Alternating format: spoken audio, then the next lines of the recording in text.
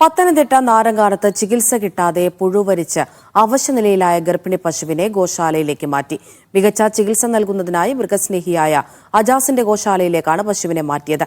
കഴിഞ്ഞ 8 ദിവസമായി പശു ചികിത്സ കിട്ടാതെ മരണത്തോട് മല്ലിടുന്ന വാർത്ത കഴിഞ്ഞ ദിവസം മീഡിയ 1 റിപ്പോർട്ട് ചെയ്തിരുന്നു.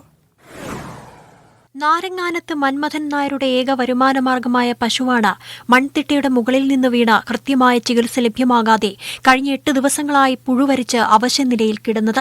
സംഭവം വാർത്തയായതോടെ മൃഗസ്നേഹിയായ അജാസ് പശുവിന് ചികിത്സ നൽകാൻ സന്നദ്ധത അറിയിക്കുകയും നാട്ടുകാരുടെ സഹായത്തോടെ സ്വന്തം ഗോശാലയിലേക്ക് മാറ്റുകയും ചെയ്തു. ശരിക്കും പറഞ്ഞാൽ നമ്മുടെ പ്രതീക്ഷ അർപ്പിച്ച് പരമാവധി ശ്രമിക്കുക എന്നുള്ളതാണ് ചെയ്യാൻ പറ്റുന്നത്. ഇപ്പം അതിൻ്റെ വയറ്റിൽ കുഞ്ഞ് 6 മാസമായിട്ടുള്ള ജീവനമുണ്ട് എന്ന് പറയുമ്പോൾ സത്യം പറഞ്ഞാൽ നമുക്ക് ടെൻഷൻ കൂടുകയാണ്. പരമാവധി അതിനെയും തള്ളയും കുഞ്ഞിനെയും ജീവനോട് രക്ഷിച്ചെടുക്കാൻ പറ്റണമെന്നാണ് ശ്രമിച്ചു നോക്കാം. പരമാവധി ശ്രമിക്കും. കഷ്ടപ്പെടാൻ നമ്മൾ റെഡി തയ്യാറാണ്, നമ്മുടെ കൂടെയുള്ളവരും തയ്യാറാണ്. ഇന്നലെ ശരിക്കും പറഞ്ഞാൽ ഈ സമയത്ത് ഇവിടുത്തെ ഉടമസ്ഥൻ ഇതിന് JCB വിളിക്കാൻ കുഴിച്ചിടാം എന്നുള്ളൊരു പ്ലാനിങ് വരെ എത്തിയെടുത്തുനിന്ന് നമുക്ക് റിക്കവർ ആക്കി എടുക്കാമെന്നുള്ളൊരു പ്രതീക്ഷ ഇത്ര എത്തിക്കാൻ പറ്റിയതിൽ വളരെ സന്തോഷം. മൃഗസംരക്ഷണ വകുപ്പിൽ നിന്നും പശുവിന് മികച്ച ചികിത്സ നൽകുമെന്ന് ഉറപ്പും ലഭിച്ചിട്ടുണ്ട്.